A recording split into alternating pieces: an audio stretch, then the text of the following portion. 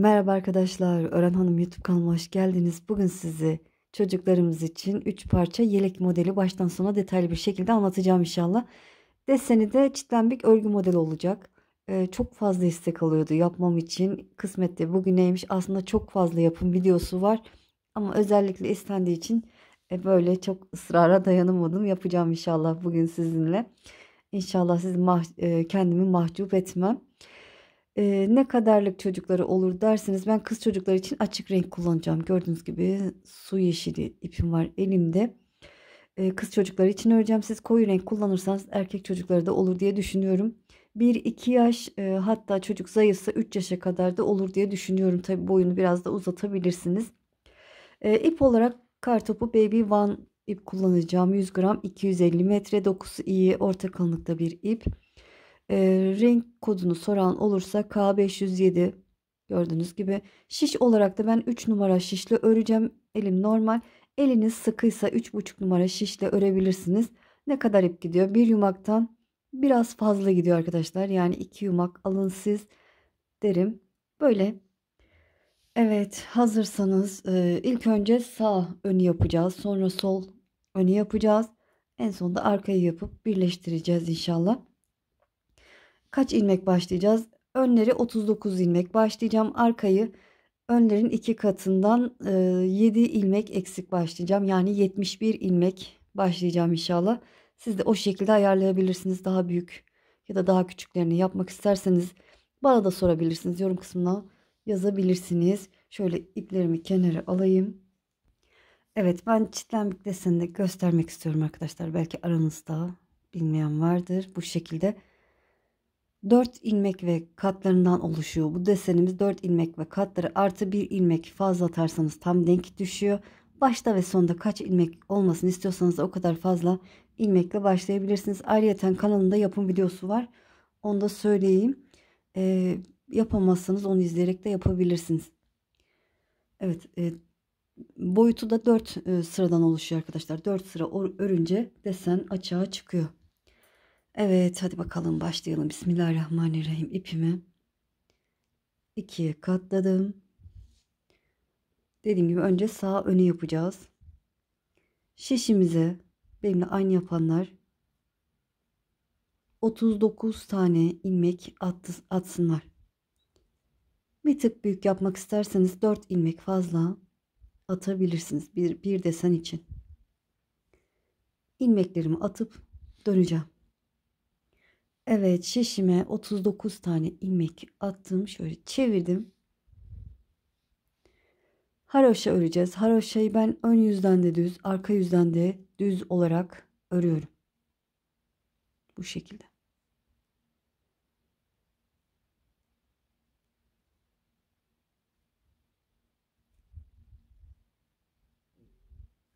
Evet. Haroşa örerek sıranın sonuna kadar gelelim.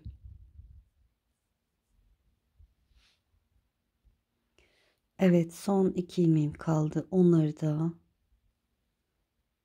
haroşa olarak örüp sırayı tamamladım. Çevirdim. Bakın ön yüzde bir sıra haroşamız oluştu bile.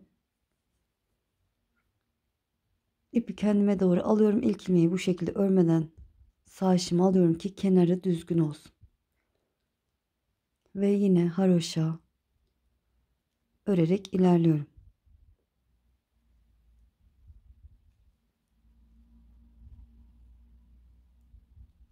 Evet, bu şekilde haroşa öreceğiz. 5 sıra haroşa olana kadar örelim, sonrasını göstereceğim. Evet, gördüğünüz gibi 1 2 3 4 5 sıra haroşa olacak şekilde ördüm. Modelimizin ilk kurulumuna tersinden başlayacağız arkadaşlar.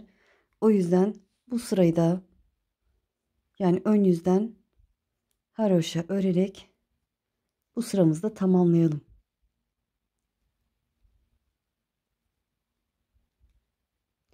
Evet, tamamlayıp evet sırayı tamamladım, çevirdim, arka yüze geçtim. Desenimin birinci sırasındayım. İlk ilmeğimi örmeden aldım. 7 ilmek kenar bant olacak. Bu 1 2 3 4 5 6 ve 7. 7 ilmekten sonra 2 tane düz örüyorum. 1, 2. Şişime bakın bu şekilde doluyorum. Püf noktası bu şekilde doluyoruz. Ve sıradaki ilmeği böyle arkadan öne doğru batarak örmeden sağ şişimi alıyorum. Ve 3 tane düz örüyorum. 1, 2, 3. Şöyle göstereyim bakın. Örmeden aldık. Üzerine de ip atmış olduk. Yine şişime bu şekilde doluyorum. Sıradaki ilmeği böyle örmeden sağ şişimi alıyorum. Ve tutup 3 tane düz örüyorum. 1, 2, 3. İkinci desenimde yapmış olduğum. Yine doluyorum. Bu şekilde doluyorum. Sıradaki ilmeği arkadan öne doğru şişimi geçirip sağ şişimi alıyorum. Ve 3 tane düz örüyorum. 6 tane desen olacak. 2, 3 düz ördüm. Yine doladım. Sıradaki ilmeği örmeden sağ şişimi aldım. 3 tane düz. 1, 2 ve 3. Doladım. Sıradaki ilmeği örmeden sağ şişimi aldım. Mutlaka örmeden alın. Yoksa yanlış olur. 3 tane düz. 2, 3. Yine doladım. Sıradaki ilmeği örmeden aldım. Şişimde şöyle göstereyim. 3, 6, 9 tane ilmek kaldı. Ve 2 tane düz örüyorum. Burası kenar olduğu için kenarda 2 düz örüyoruz. Ve kalan 7 ilmek haroşamı örüp sıramı tamamlıyorum. Evet, desenimin birinci sırasını tamamlamış oldum. Dediğim gibi 4 sırada tamamlayacağız. Ön yüzdeyiz, ikinci sırası. 7 ilmek haroşamı örüyorum. Bu 1, 2, 3, 4, 5, 6 ve 7. 7 ilmek haroşadan, kenar banttan sonra 2 tane ters örüyorum. 1, 2. Örmeden aldığım ilmekle doladığım ilmek var. Karşımda üst üste duruyor. Gördüğünüz gibi yine bu şekilde dolayıp o örmeden aldığım ilmek ve doladığım ilmeği sağ şişime alıyorum. Böyle 3 ilmek şeklinde görünüyor. Gördüğünüz gibi. İpimi öne aldım. 3 tane ters örüyorum. 1, 2 ve 3. Yine bu şekilde doladım. Bu 2 ilmeği de örmeden aldığım ilmek ve doladığım ilmeği örmeden bu şekilde sağ şişime alıyorum. Ve ipimi öne alıp 3 tane ters örüyorum. 1, 2, 3. Yine doladım. O örmeden aldığım ilmek ve doladığım ilmeği bu şekilde sağ şişime aldım. İpimi öne alıp 3 tane ters örüyorum. 1, 2, 3. Doladığım ilmeklerimi örmeden sağ şişime alıyorum. 3 tane ters. Doladığım ilmeklerimi, bu 2 ilmeği örmeden sağ şişime alıyorum. İpimi öne alıp 3 tane ters örüyorum. Doladığım bu 2 ilmeği örmeden sağ şişime alıyorum. 2 tane ters, bakın son 3, 6, 9 ilmek kalasıya desenimi yaptıktan sonra 2 ters, kalan 7 ilmeğimi de haroşa örüp desenimin ikinci sırasını tamamlamış oldum. Çevirdim. Ön yüzdeyim. Pardon, arka yüzdeyim arkadaşlar. Üçüncü sıra. Evet, şöyle 7 ilmek haroşamızı örelim. 1, 2, pardon.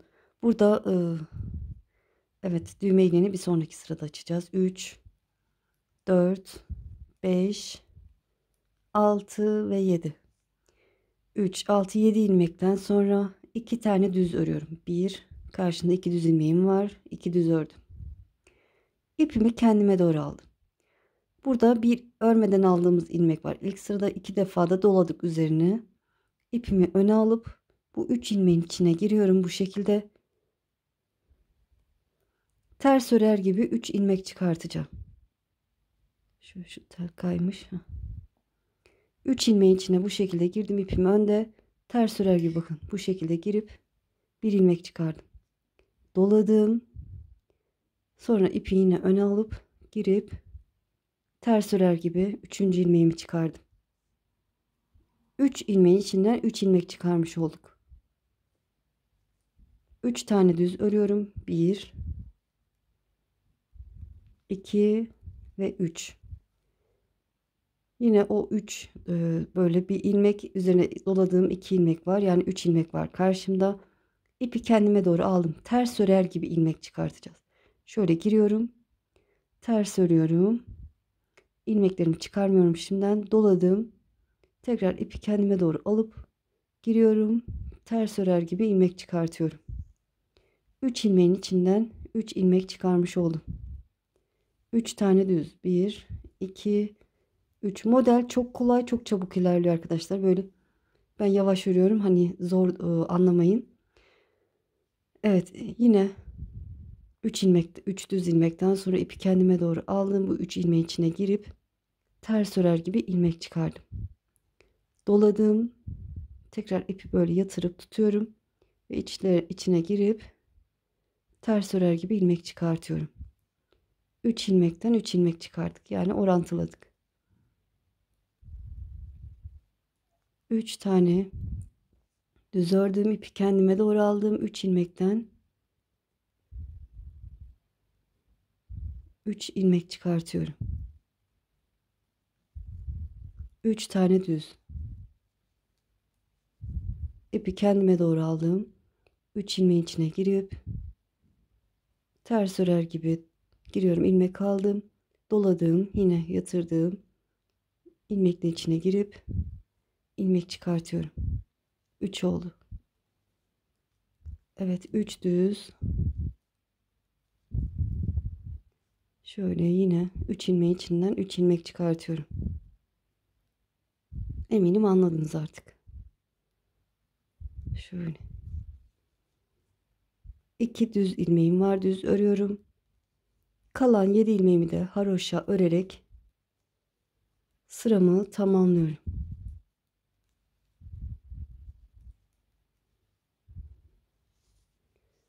Evet, çevirdim.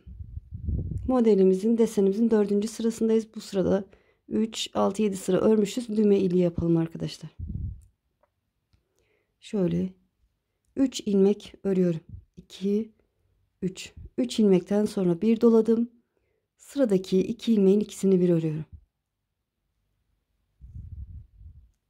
Ve 2 ilmek haroşamı ördüm. Düğme iliğimi açmış oldum. Karşımda 2 ters ilmek var. Bir tanesini örüyorum. Desenimin son sırasındayım. Karşımda bir ters ilmek var. Bu şekilde sağ şişime örmeden alıyorum. Ve 3 ilmek çıkarmıştık. Karşımda ilki var. Onu da bu şekilde yönünü çevirip sağ şişimi alıp geri sol şişime geçiyorum. Yani yönünü düzeltip sağa doğru kesim yapıyorum. Bu şekilde yaparsanız gayet düzgün olur. Ortadaki ilmeğimi düz örüyorum. Yine o çıkardığım ilmek ve bir sonraki ilmeği ikisini bir düz olarak örüyorum. Evet. Birinci desenimizi yapmış olduk. Bir ters, arada bir ters örüyorum. Yine karşında bir ters ilmek var, bir de çıkardığım ilmek var. Bu çıkardığım ilmeğin yönünü çevirip öreceğim. Şöyle ilkini örmeden aldım. İkincisini bu şekilde arkadan öne doğru örmeden sağ şişimi alıp geri tekrar sol şişime geçirip sağa doğru ikisini bir örüyorum. Ve bu şekilde oldu. Ortadaki ilmeğimi düz ördüm. Yine sıradaki 2 ilmeği. Burada yönünü çevirmeye gerek yok. İkisini bir örüyorum. Evet, ikinci desenim de bitti gördüğünüz gibi. Aynı işlemi yapacağım. Bir ters örüyorum. Karşımda bir ters ilmek var. Örmeden sağ şişimi aldım. İkincinin yönünü bu şekilde alıp sol şişime geçirip sağa doğru ikisini bir örüyorum. Bir düz, sıradaki 2 ilmeğin ikisini bir örüyorum. Bir ters, karşında bir ters, bir de o çıkardığım ilmek var. İkisini de bu şekilde sağ şişime alıyorum. Sonra sol şişime geçirip sağa doğru ikisini bir örüyorum. Düz olarak örüyorum. Bir düz, sıradaki 2 ilmeğin ikisini de düz olarak örüyorum.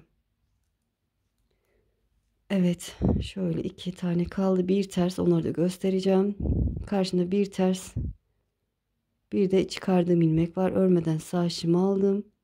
Sağa doğru ikisini bir örüyorum. Bir düz, karşında bir çıkardığım ilmek ve ters ilmek var. İkisini bir normal şekilde düz olarak örüyorum. Bir ters, ters ve çıkardığım ilmek var. Önce bu şekilde sağ şişime alıyorum ikisini de. Sonra sağa doğru kesim yapıyorum. Bir düz, yine sıradaki o çıkardığım ilmek ve tersini ikisini bir düz olarak ördüm. Evet, 6 tane desen oldu. Bir ters, kalan 7 ilmeğimi de haroşa örüp sıramı tamamlıyorum. Evet, dediğim gibi bir desenimizi bitirdik. Şimdi arka yüzde ikinci desenin kurulumuna başlayacağız. Şöyle çevirdim. 7 ilmek haroşamı örüyorum. 1 2 3 4 5 6 ve 7. Ne yapmıştık? 7 ilmek haroşadan sonra 2 tane düz örmüştük. 2 düz. Bu şekilde doladım. Desenin birinci sırası. Ve sıradaki ilmeği bu şekilde örmeden sağ şişime aldım. 3 tane düz. 1 2 3. Doladım. Sıradaki ilmeği bu şekilde örmeden sağ şişime aldım. 3 tane düz.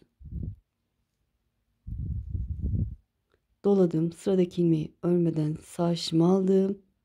3 tane düz. 1 2 3. Doladım. Sıradaki ilmeği örmeden aldım. 3 tane düz. Doladım. Sıradaki ilmeği örmeden aldım. 3 tane düz. Doladım. Sıradaki ilmeği örmeden bu şekilde sağ şişime aldım. 2 tane düz. Son 9 ilmek kalasıya 2 düz. Kalan 7 ilmek haroşamı da örüp sıramı tamamlıyorum. Artırdığım ilmeği de doladığım ilmeği de haroşa olarak örüyorum. Ve çevirdim. Modelimin ikinci sırasındayım. Artık geriye alıp da yapabilirsiniz ama ben bir daha göstermek istiyorum. 7 ilmek haroşa, 3 6 7, 2 tane ters doladım. Bu 2 ilmeği bakın üst üste duruyor. Örmeden sağ şişime aldım. 3 tane ters. 2 3. Bu şekilde doladım. Bu 2 ilmeği örmeden sağ şişime aldım. 3 tane ters. 1 2 3. Doladım. 2 ilmeği örmeden sağ şişime aldım. 3 tane ters. Doladım. 2 ilmeği örmeden sağ şişime aldım. 3 tane ters. Doladım. Hem bakın bir alttaki hem örmeden aldığım hem doladığım ilmeği örmeden sağ şişime aldım. 3 tane ters. Doladım. O 2 ilmeği örmeden sağ şişime aldım. 2 ters. Kalan 7 ilmeği haroşa örüp sıramı modelimin ikinci sırasını tamamlamış oldum. Çevirdim. Desenin üçüncü sırasındayım. Üçüncü sırada ne yaptıysak aynı işlemi yapacağız. 7 ilmek haroşamı örüyorum. 2 tane düz, 1 2 3 tane ilmeğim var karşımda. İpi kendime doğru alıp ters örer gibi ilmek çıkartıyorum. Bakın bu şekilde 1 doladım, 2 tekrar ipi öne alıp bu şekilde girip ilmek alıyorum, 3 tane düz, ipi öne aldım, ters örer gibi giriyorum. Şöyle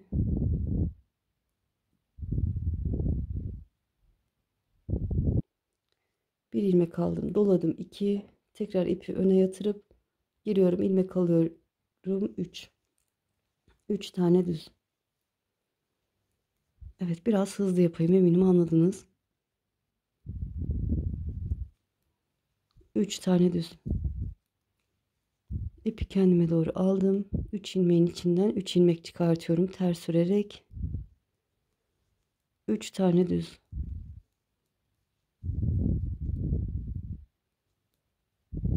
2 ve 3 ilmek çıkardım, 3 tane düz,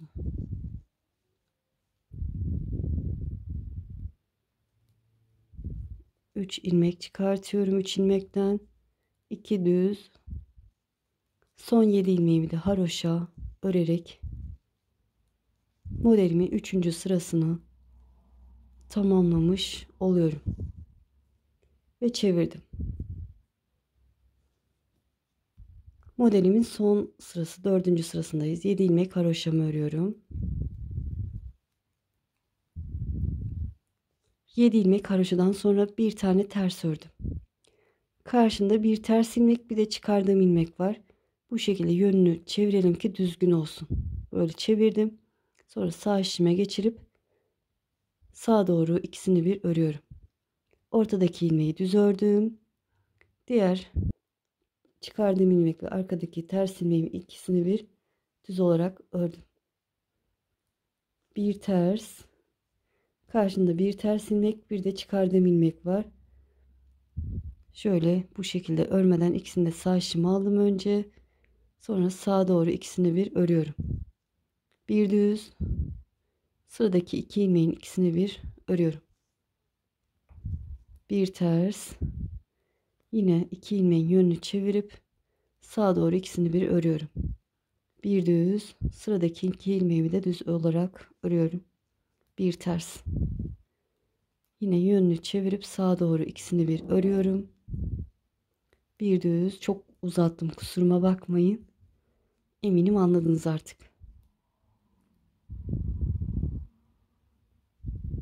Böyle.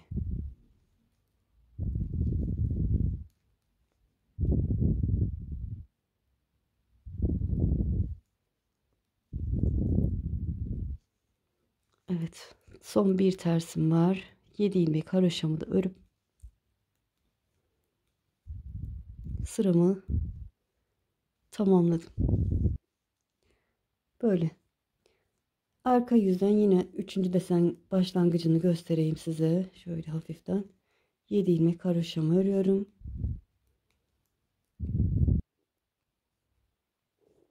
Yedi ilmek haroşadan sonra 2 düz doladım. Sıradaki ilmeği örmeden aldım. 3 tane düz doladım. Sıradaki ilmeği örmeden aldım. 3 düz. Evet, modelimiz bu şekilde devam ediyor. Şöyle düğme iliğini açtık. Bir sonraki düğme iliğini, evet, bir sonraki düğme iliğini şöyle haroşa, bakın düğme iliği açtıktan sonra 2 sıra örmüşüz. 12 sıra örelim. İkinci düğme iliğini de göstereceğim. Desenimiz aynı şekilde devam ediyor. Artık bilirsiniz. Şaşırırsanız videoyu geriye alıp o şekilde de yapabilirsiniz. İkinci düğme iliğinde buluşalım. Evet, ikinci düğme iliği dedim ama üçüncü de geldim. Kusuruma bakmayın. Aslında videoyu çektim ama yanlış bir hata yapmışım. O yüzden üçüncü de göstereceğim. İlk düğme iliğinden sonra 3, 6, 9, 12 sıra ördüm. Düğme iliğimi açtım. Bu ikinciden sonra da 3, 6, 9, 12 sıra ördüm. Üçüncüyü açacağım. Siz ikinciyi açacaksınız. Şöyle göstereyim. 3 ilmek örüyorum. Kenar ilmekten sonra 2 ilmek daha ördüm. Evet, doladım. Sıradaki 2 ilmeğin ikisini bir örüyorum. Yani bir doladık, bir eksiltme yaptık. Düğme iliğimizi açmış olduk ve örgüme devam ediyorum. Bir ters yine desenimi yapıyorum. Evet, bu şekilde devam edelim arkadaşlar. Ne kadar öreceğiz? Ben şöyle haroşaları sayarsak 45 sıra haroşa öreceğim yaka koltuk kesimi için. 45 sıra öreceğim. Desen olarak sayarsak da 20 desen olacak şekilde öreceğim. Sonra koltuk yaka kesimini, eksiltmesini göstereceğim. Evet, bu şekilde devam edelim. 12 sırada bir düğme iliklerini unutmayalım. Evet, gördüğünüz gibi tamamladım. Alttan sayarsam 45 sıra haroşa oldu. Desenleri de sayarsam 20 desen tamamladım. En sonda desenimin 4. sırasını ön yüzden gittim. Arka yüzden birazdan size göstereceğim. Santim olarak da vermek istiyorum. Şöyle boy olarak 20 santim gördüğünüz gibi. En olarak da şöyle 16 santim olmuş. Bir desen fazla örebilirsiniz. Evet. Dediğim gibi en son ön yüzden gittim arkadaşlar. Artık bundan sonra haroşa olarak devam edeceğiz. Yaka ve koltuk kesimine aynı anda başlayacağız. Ön yüzlerde yapacağız yaka ve koltuk kesimini. Arka yüzden sadece şunu göstereyim. Burada ters sırası devam ediyormuş gibi olacak. Daha önceki modelinde düz olarak yapmıştım. Burada da ters buradaki oyuntu devam ediyormuş gibi göstermek için arka yüzde yalancı selanik öreceğim. Evet, çevirdim. 7 ilmek haroşamı örüyorum. 2 3 4 5 düğme iliğimde 4 tane oldu arkadaşlar. Onu da söyleyeyim. Artık düğme iliği açmayacağım. 7 ilmek haroşadan sonra karşımda gördüğünüz gibi bir düz ilmek var.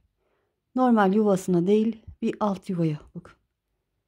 Buraya batarak düz örüyorum. Ve haroşa örgüme devam ediyorum. Dediğim gibi haroşa yapacağım. Ön yüzden haroşa görüntüsü olsun diye.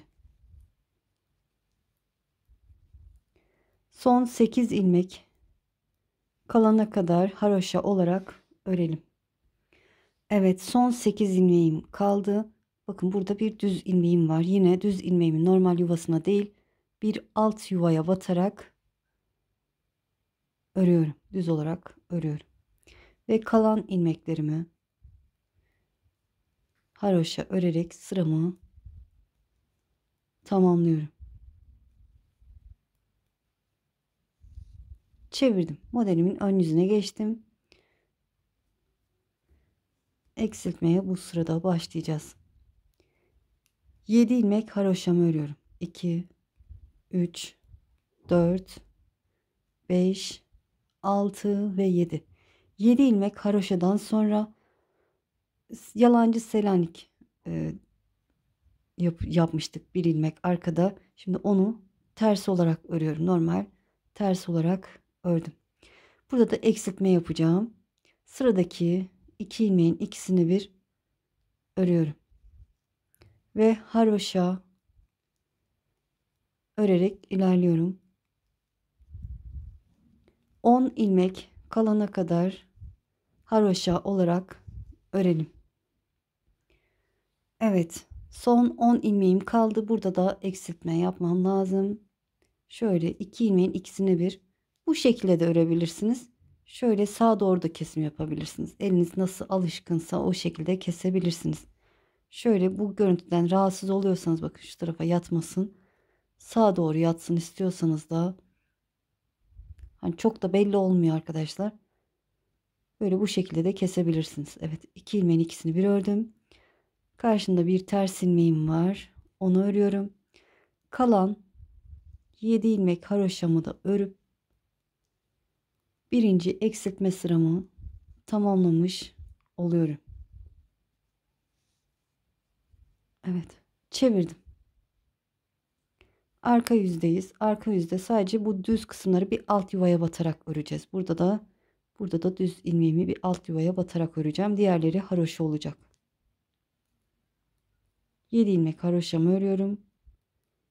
2 3 4 5 6 ve 7. 7 ilmek haroşadan sonra karşımdaki düz ilmeğin bir alt yuvasına batarak örüyorum.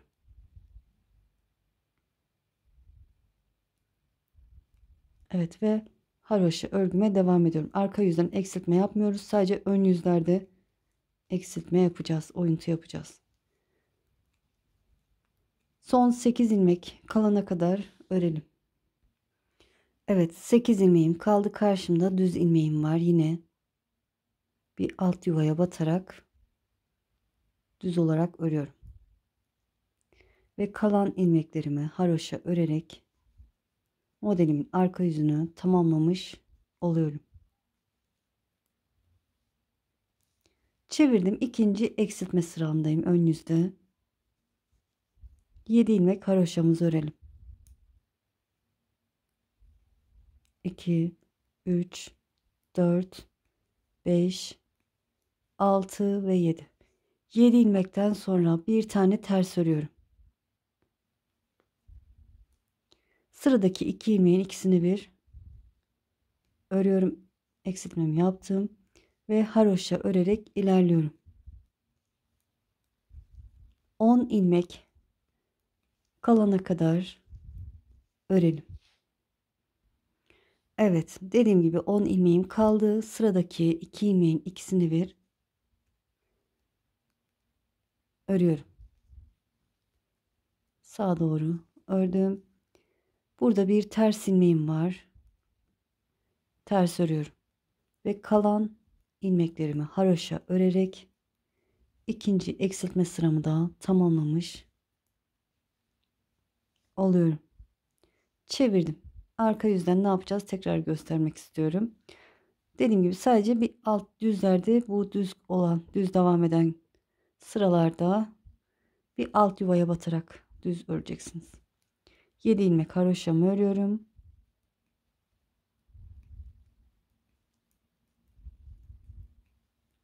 Düz ilmeğe gelince de bir alt yuvaya batarak örüyorum. Ve haroşa örgüme devam ediyorum.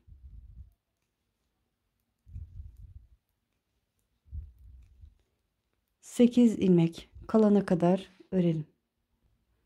Evet, 8 ilmeğim kaldı. Karşımda düz ilmeğim var. Bir alt yuvasına batarak örüyorum ve kalan ilmeklerimi haroşa örerek sıramı tamamlıyorum. Arka yüzde hep bu şekilde öreceksiniz. Ön yüzde de şöyle çeviriyorum. 7 ilmek haroşa örelim. 2 3 4 5 6 ve 7. 7 ilmekten sonra bir ters örüyorum. Sıradaki 2 ilmeğin ikisini bir örüyorum. Eksiltmemi yaptım ve son 10 ilmek kalana kadar örüyorum.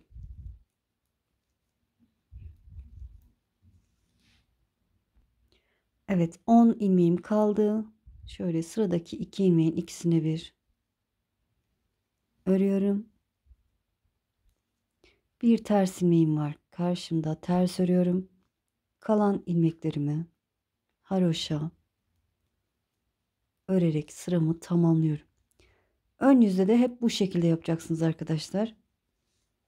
Böyle devam edecek. Arka yüzde söyledim zaten. 3 sıra eksiltmemizi yaptık. 6 sıra eksiltme, toplamda 6 sıra eksiltme yapalım. Sonrasını göstereceğim. Evet, 3 defa ön yüzde eksiltme yapalım. Ben de yapıp döneceğim. Evet, 6 sıra eksiltme yaptığım şişimde toplamda 27 tane ilmeğim kaldı. Şimdi yaka kısmında oyuntuya devam edeceğim.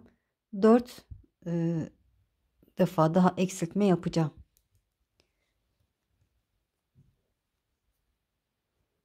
Evet, şöyle göstereyim.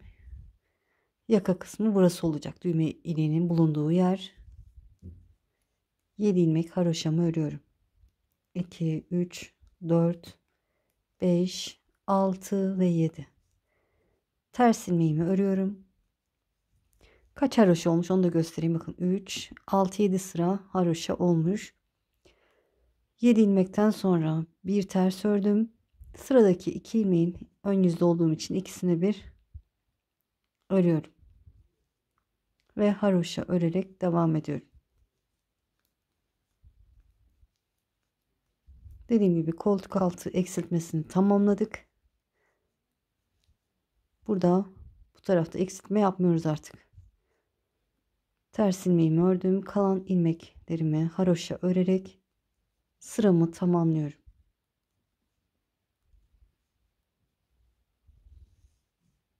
Çevirdim. Arka yüzden yine aynı şekilde hiçbir işlem yok. Sadece düz ilmekleri bir alt yuvaya batarak öreceğim.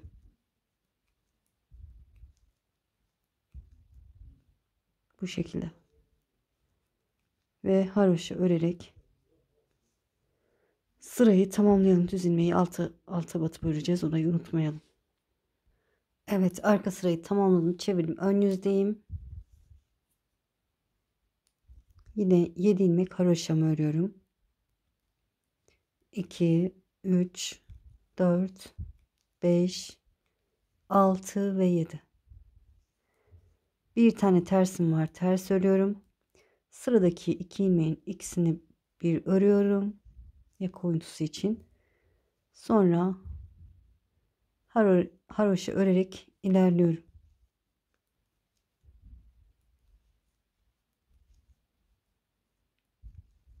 Son 8 ilmek kalasıya bir ters örüyorum. Ve kalan 7 ilmek haroşamı örüp sıramı tamamlıyorum.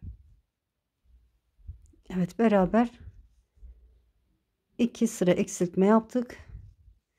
2 sıra daha yapacağız. 23 tane ilmeğim kalması lazım. Eksiltmelerin sonunda 3, 6, 9, 12, 15, 18, 21, 22, 23. Yani 2 sıra daha eksiltme yapacağız. Evet, yaka oyuntusunu 2 sıra daha eksiltme yapalım ön yüzlerde. Sonrasını göstereceğim. Evet, 23 ilmek kalana kadar eksiltmemi yaptım. Ön tarafta 10 tane eksiltme yapmış olduk. Öyle hatırlıyorum. Yine de sayayım. 1, 2, 3, 4, 5, 6, 7, 8, 9, 10. Evet. 10 defa yaptık. Koltuk altında da 6 defa eksiltme yaptık. Artık eksiltme yapmıyoruz. Biraz daha oyuntulu olsun istiyorsanız yapabilirsiniz. 1-2 sıra daha eksiltme yapabilirsiniz. Size kalmış. Evet. 7 ilmek haroşamı ördüm. Bir ters örüyorum. Eksiltme yapmıyorum. Ortada 7 ilmeğim var. Ters ilmekten sonra bir ters, kalan 7 ilmek haroşamı örüp sıramı tamamlıyorum.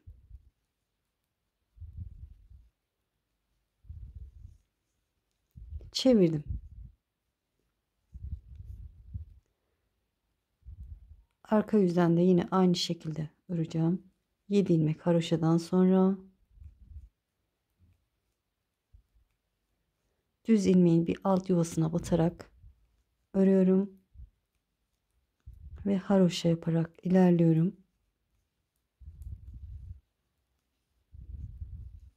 Düz ilmeğe gelince yine bir alt yuvaya batarak örüyorum ve kalan 7 ilmek haroşamı örüp sıramı tamamlıyorum.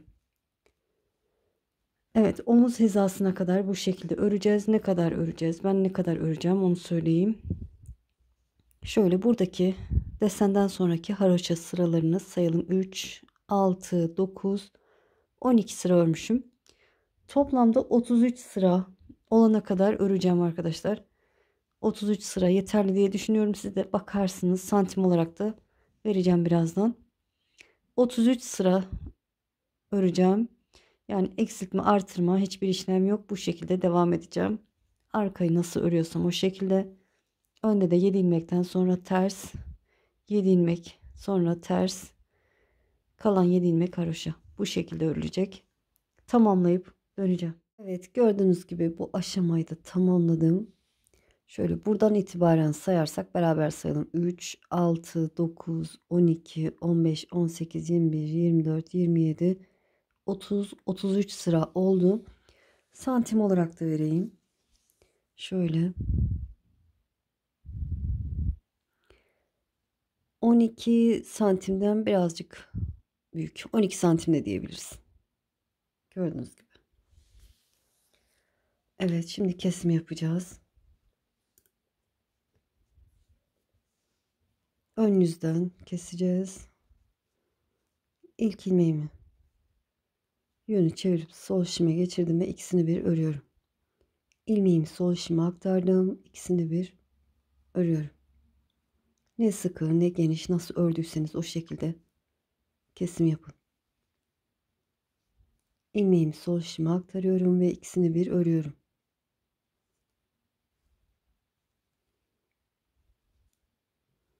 Evet, bu şekilde bütün ilmeklerimizi keselim. Evet, kesimi tamamladım. İpimi biraz uzun bırakıp kestim ki şu omuz kısmını dikeyim sonra. Birinci parçamız hazır arkadaşlar. Şimdi sol önü yapacağız. Sol önü de videoyu geriye alın, bilemezseniz. Geriye alıp aynı şekilde başlayın. Ama düğme iliği olmayacak.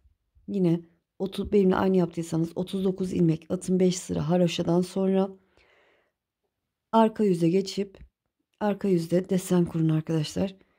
Sonrasında desen olarak yine benimle aynı yaptıysanız 20 desen, haroşa sırası olarak da kaç yapmıştık? 45 yapmıştık, evet hatırladım. 45 sıra haroşadan sonra kesim yapacağız. Ben hazırladım arkadaşlar, şöyle göstereyim. Bakın hazırladım. Bunda düğme iliği yapmadım kesinlikle. Şimdi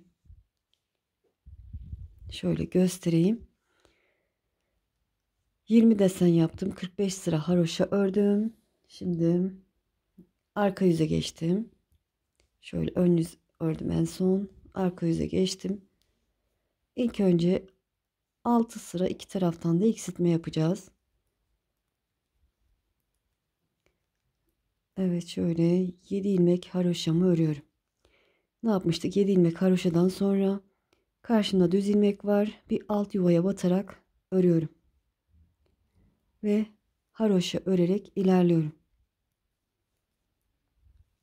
Son 8 ilmek kalana kadar haroşa olarak örelim. Desenimizin üstü yine haroşa olacak. Evet, son 8 ilmek kalana kadar ördüm. Yine karşımda düz ilmek var. Bir alt yuvaya batarak örüyorum. Yalancı Selanik yapıyorum. Bir ilmeğimi.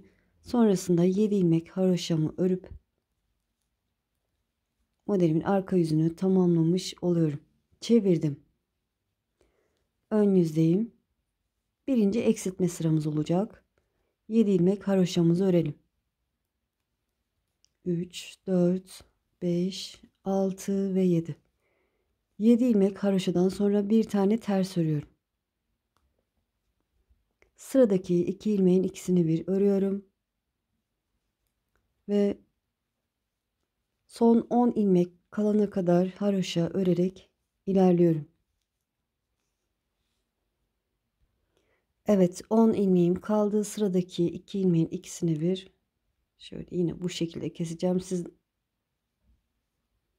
nasıl biliyorsunuz o şekilde kesebilirsiniz. Fark etmez. Sadece o görüntüyü sevmiyorum, o yüzden. Evet, sıradaki ilmeğimi ters ördüm ve haroşa örerek ilerliyorum. Ya da el alışkanlığı diyelim arkadaşlar o tür kesmeye. Şöyle son 2 ilmeğim kaldı. Onları da ördüm. Evet, birinci eksiltme sıramızı tamamladık. Çevirdik. Arka yüzden artık bilirsiniz diye düşünüyorum arkadaşlar. 7 ilmek haroşadan sonra düz ilmeği bir alt yuvaya batarak öreceksiniz. Buradakini ve buradakini bir alt yuvaya batarak öreceksiniz. Sonra ön yüzde 7 ilmek haroşadan sonra bir ters, sıradaki 2 ilmeğin ikisini bir öreceksiniz. Son 10 ilmek kalasıya yine 2 ilmeğin ikisini bir örüp bir ters haroşa örerek sırayı tamamlayacaksınız. Bu şekilde 6 sıra eksiltme yapalım. Yani 6 defa toplamda 12. 6 başta 6 sonunda eksiltme yapalım her ön yüzde. Sonrasını göstereceğim. Evet, 6 sıra eksiltmemi tamamladım. 27 tane ilmeğim kaldı. Şimdi yaka oyuntusuna devam edeceğim. Koltuk kesimi sol taraf olduğu için bu taraf olacak koltuk kesimi. Yaka oyuntusu da bu tarafta olacak.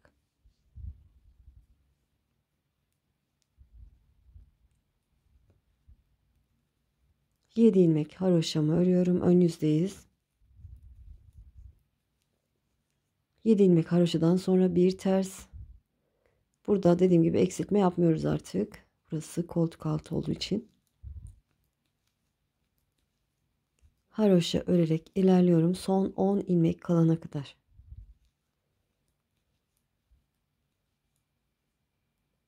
Şöyle sayayım. 3, 6, 9, 10 ilmeğim kalmış.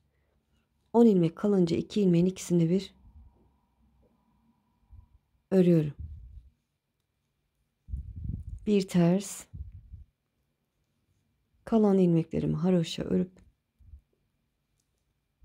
sıramı tamamlıyorum.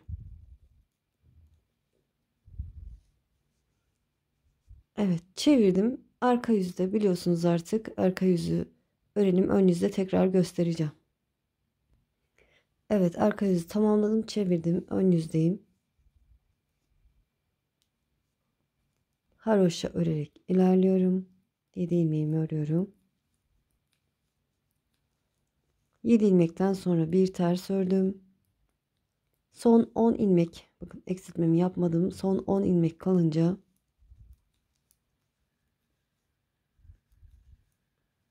eksiltme yapacağım yine. Şöyle sayayım. 3, 6, 9, 10 ilmeğim kalmış. Yine 2 ilmeğin ikisini bir örüyorum.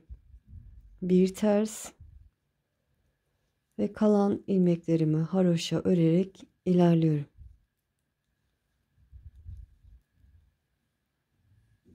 Evet, arka yüzü biliyorsunuz zaten 2 defa eksiltme yaptık arkadaşlar. Yaka oyuntusunda 2 defa daha yapacağız. Öyle hatırlıyorum ben. Şöyle 23 ilmek kalana kadar 3, 6, 9, 12, 15, 18, 21, 22, 23. Evet, 2 defa daha bu şekilde her ön yüzde eksiltmemizi yapalım. Sonrasını göstereceğim. Evet, 4 defa yani koltuk kesiminden sonra 4 defa daha eksiltme yaptım yaka oyuntusunda. Ön tarafta toplamda 10, koltuk altında da 6 defa eksiltme yapmış olduk. Artık bitti. Eksiltme yapmıyoruz. Artırma, eksiltme hiçbir işlem yok. 7 ilmek haroşadan sonra bir ters. 23 ilmeğim kaldı. 7 ilmek haroşa.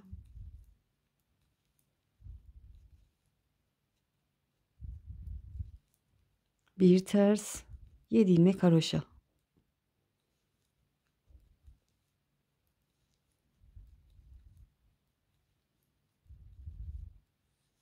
Evet.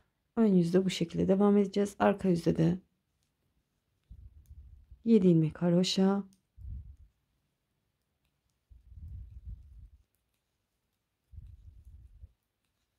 Düz ilmeğe gelince bir alt sıraya batarak örüyorum. Yine 7 ilmek haroşa.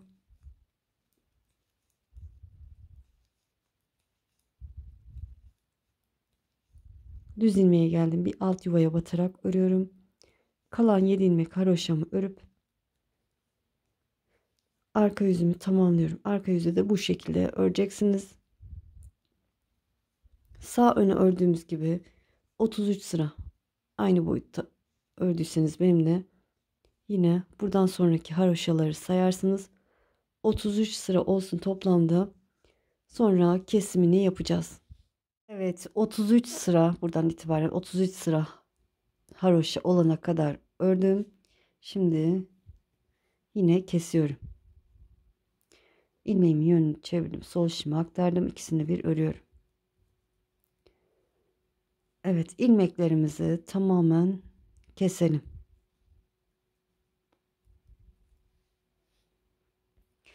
Evet. Kestim gördüğünüz gibi ipimi de kısa kestim bu sefer. Kısa keselim, arkayı uzun bırakırız. Evet, ikinci parçamız da hazır. Hatta şöyle göstereyim size. Şöyle. Evet. Şimdi arkayı başlayacağız. Arkayı da 39 ilmek önü başlamıştık. 39, 39, 78 ilmek yapıyor. 78'den 7 ilmek eksik başlayacağız. Bak şu şekilde, yani 71 ilmek başlayacağız. Benimle aynı yapanlar, farklı yapanlar da önlerin toplamından 7 ilmek eksik başlayabilirler. Evet, bu sefer misin alışımı alayım, masaya çarpmasın. Hadi bakalım. Evet, 71 tek sayı ilmeklerimizi atalım. Artık bilirsiniz, 71 ilmek attıktan sonra 5 sıra haroşa olacak şekilde örelim. Sonra ön yüzü örüp arka yüzden deseni kurmaya başlayacağız. Evet, şişime 71 ilmek attım. 5 sıra, gördüğünüz gibi 5 sıra haroşa olacak şekilde ördüm. En sonunda ön yüzden ördüm. Modelin kurulumuna tersinden başlayacaktık. O yüzden ön yüzde örüp çeviriyorum. Evet. İlk ilmeğimi yine örmeden alıyorum. Kenar bant için 7 ilmek haroşamı örüyorum. 2, 3, 4, 5, 6 ve 7. 7 ilmekten sonra 2 tane düz örüyorum. 1, 2. Doladım. Sıradaki ilmeği örmeden alıyorum ve 3 tane düz örüyorum. 1, 2, 3. Doladım. Sıradaki ilmeği örmeden alıyorum. 3 tane düz örüyorum. 1, 2, 3. Doladım. Sıradaki ilmeği örmeden alıyorum. 3 tane düz. 1, 2, 3. Evet, bilirsiniz, bu şekilde devam ediyor. Önlerde 6 desen yapmıştık. Arkada da 14 desen olacak. Bu şekilde devam edelim. Sıranın sonunu yine göstereceğim. Evet, son 10 ilmeğim kaldı. Yine bu şekilde doladım, ilmeğimi aldım, örmeden aldım. 2 ilmek düz örüyorum. Kalan 7 ilmeğimi de haroşa örerek modelimin, desenimin birinci sırasını tamamlamış oluyorum. Arka yüzden çevirdim. Ön yüzdeyiz. Artık bilirsiniz ama biraz daha göstereyim. İlk ilmeğimi örmeden aldım. Yine 7 ilmek haroşamı örüyorum. 2, 3, 4, 5, 6, 7. 2 tane ters. 1, 2. Yine doluyorum ve bu 2 ilmeği örmeden sağ işimi alıyorum. 3 tane ters. 1, 2, 3. Doluyorum ve 2 ilmeğimi sağ işimi alıyorum. 3 tane ters. Evet, dediğim gibi bilirsiniz, bu şekilde desenlerimizi de kurmuş olduk. 14 tane desen olacak benimle aynı yapanlar. Koltuk altına kadar gelelim, sonrasını göstereceğim. Evet, önleri yaptığım gibi 45 sıra haroşa olana kadar ördüm. En sonunda ön yüzden gittim arkadaşlar. Yine arkadan başlayacağım. Şöyle çevirdim.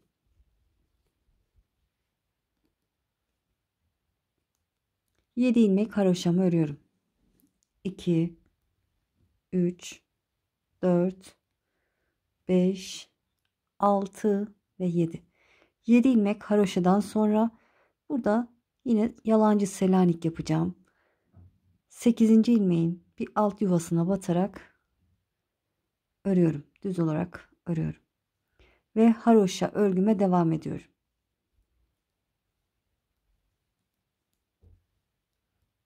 Evet. Son 8 ilmek kalana kadar haroşa olarak örelim. Evet, gördüğünüz gibi son 8 ilmek kalana kadar ördüm. Yine karşımdaki düz ilmeğin bir alt yuvasına batarak örüyorum. Yalancı Selanik yapıyorum. Ve kalan ilmeklerimi haroşa örerek sıramı tamamlıyorum. Evet, çevirdim, ön yüzdeyim. Eksiltmeye başlayacağız. Koltuk oyuntularına. 7 ilmek haroşamı örüyorum. 2, 3, 4, 5, 6 ve 7. 7 ilmek haroşadan sonra bir tane ters ördüm. O yalancı Selanik ilmeğimi ters ördüm. Sıradaki 2 ilmeğin ikisini bir örüyorum. Ve haroşa örgüme devam ediyorum.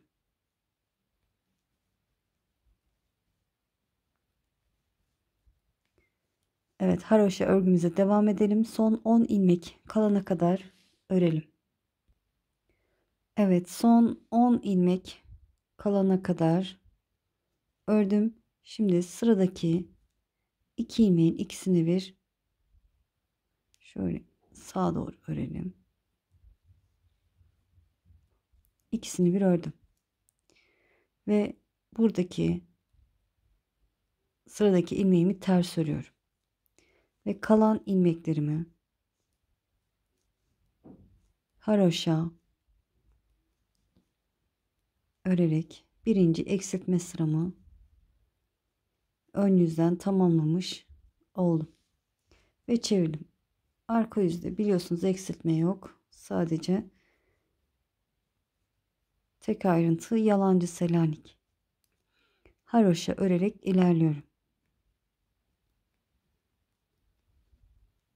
Şöyle 3, 5, 6, 7. 7 ilmekten sonra düz ilmeğe gelince bir alt yuvaya batarak örüyorum. Ve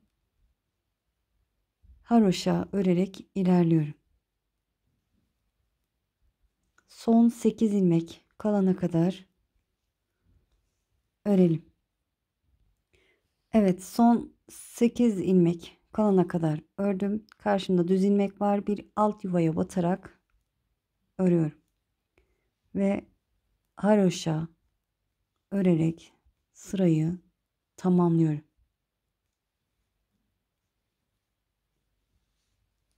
Çevirdim. Ön yüzdeyim. Yine eksiltme yapacağım. 7 ilmek haroşamı örüyorum. 2, 3, 4, 5, 6 ve 7. 7 ilmek haroşadan sonra bir tane ters örüyorum. Ters ilmekten sonra sıradaki 2 ilmeğin ikisini bir örüyorum. Ve haroşa örerek ilerliyorum. Son 10 ilmek kalana kadar örelim. Evet, 10 ilmek kalana kadar ördüm. Sıradaki 2 ilmeğin ikisini bir örüyorum. Burada da eksiltmemi yapmış oldum. Sıradaki ilmeğimi ters örüyorum ve kalan ilmeklerimi haroşa örerek sırayı tamamlıyorum. Evet, bu şekilde devam edeceğiz arkadaşlar. Arkaya da bilirsiniz. 7 ilmek ördükten sonra yalancı Selanik ilmeğimi bir alt yuvaya batarak öreceğim. Son 8 ilmek kalınca yine aynı şekilde yapacağım. Her ön yüzde 7 ilmekten 8 ilmekten sonra girişte eksilteceğim. Burada da 10 ilmek kalınca eksiltme yapacağım. Haroşa olarak örülecek desenimizin üzeri. 6 sıra, yani 6 başta 6 tane de sonda eksiltmemizi yapalım. Sonrasını göstereceğim. Evet, 6 ilmek sağda, 6 ilmek de solda, toplamda 12 ilmek eksiltmemi yaptım. Şişimde 59 tane ilmeğim kaldı. Evet, eksiltmelerimizi tamamladık. Koltuk oyuntusunu tamamladık. Düz bir şekilde devam edeceğiz.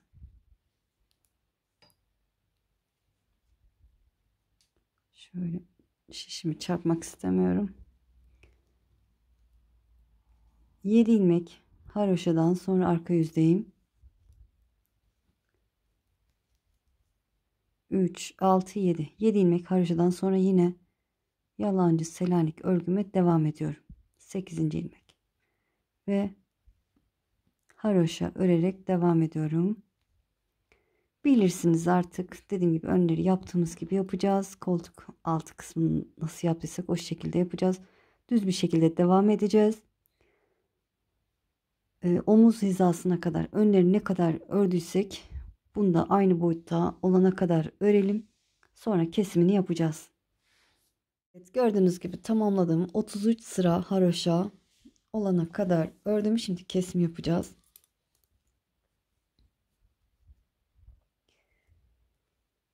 İlmeğimi yönünü çevirdim. Sol şişime geçirip ikisini bir örüyorum.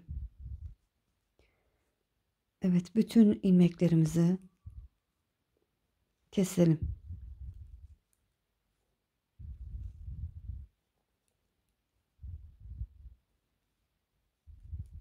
Tamamlayıp döneceğim. Evet, gördüğünüz gibi ilmeklerimi kestim. İpimi de biraz uzun bıraktım ki dikeyim arkadaşlar. Şöyle. Üçüncü parçamız da hazır. Son parçamız. Şöyle ters tarafı bize bakacak şekilde yere serelim. Şöyle diğer parçayı alıyorum. Şöyle üzerine yerleştireyim. Bunları da düz tarafı bize bakacak şekilde yerleştirelim üzerine. Dikimini yapacağız. Evet, bakın bu şekilde yerleştirdim.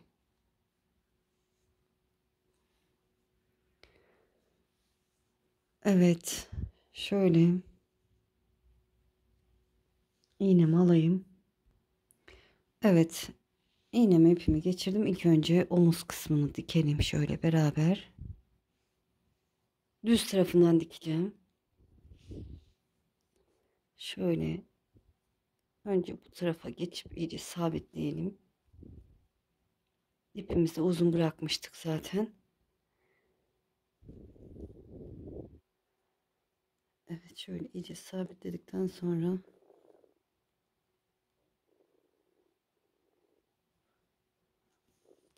dış tellerini alarak dikeceğim, bakın.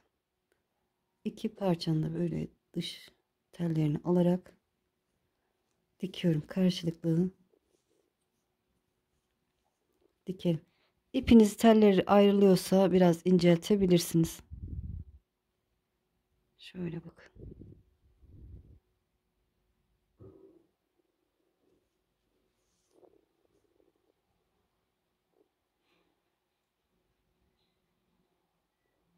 Kameradan göremiyorum şimdi.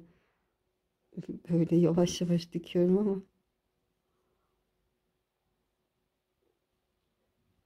Şöyle yukarıya kaldırayım. Evet, şöyle buraya kadar dikelim. Diğerini de aynı şekilde yerleştirip buraya kadar dikelim. Sonra koltuk altı bölümünün dikimini göstereceğim. Evet, omuz kısımlarını diktim gördüğünüz gibi. Şimdi bu kısmı dikeceğim. İğneme ipimi geçirdim. Şöyle şuradaki ipi nasıl saklarız, hani bilmeyenler için ya da ilk defa yapacak olanlar için, eminim çoğunuz biliyorsunuz, kusuruma bakmayın. Şöyle tığ yardımıyla ters kısma çekeceğim, alt kısma çekiyorum. Burada bir zincir çekeceğim arkadaşlar, böyle girip tığ yardımıyla bir zincir çekiyorum ki sonrasında dışarı çıkmasın. Ve yine biraz ilerletip saklayıp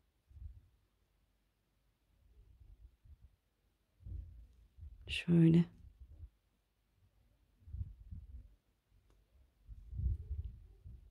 fazlasını kesiyorum. Evet, ben bu şekilde saklıyorum arkadaşlar. Şimdi yan kısmı da yine ön yüzden dikeceğim.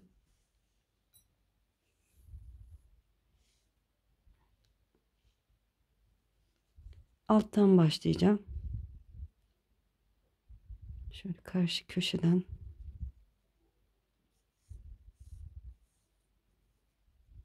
girdim. Böyle önce uç kısmı iyice sabitleyip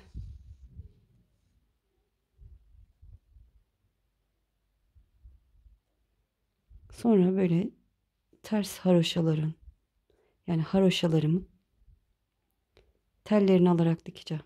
Şöyle bakın, bu şekilde ki dikişi belli olmasın. Sıradaki haroşa telini alıyorum şöyle uç kısımdan.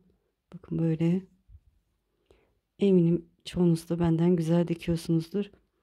Diğer karşıdaki haroşa telini de bu şekilde içine giriyorum. Sıradaki bakın 3. sıra haroşa telini bakın buradan bulursam daha iyi olur. Karşıdakine. Böyle dikişsiz gibi duracak.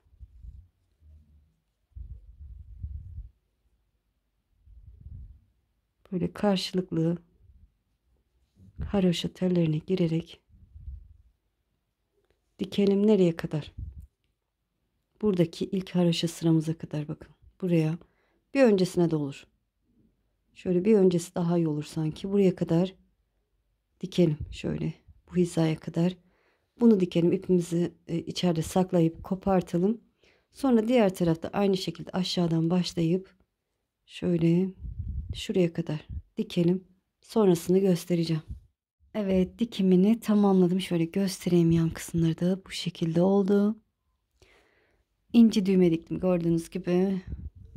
Çok hoş, çok güzel oldu. Kameradan rengi güzel durmuyor. Aslında rengi çok güzel, çok harika bir su yeşili. Eminim sizinkiler de en az bu kadar güzel olduğunu, inşallah anlatımdan memnun kaldınız. Beni izleyerek yaptığınız için çok çok teşekkür ederim. Kanalıma abone değilseniz abonelik ücretsiz. Abone olursanız sevinirim. Bu tür modellerin daha fazla gelmesini istiyorsanız da yorum kısmına istiyorum yazmanız yeterli. Şimdi değil de ileride örmek isterseniz de kaydet butonuna basın. Daha sonra kaydettiğiniz videolar arasında bulabilirsiniz. Şöyle santim olarak da vereyim belki. Merak eden olur. Hepsini vereyim. Şöyle düzelteyim. Evet. Şöyle 34 santim yukarıdan aşağıya doğru 34 santim.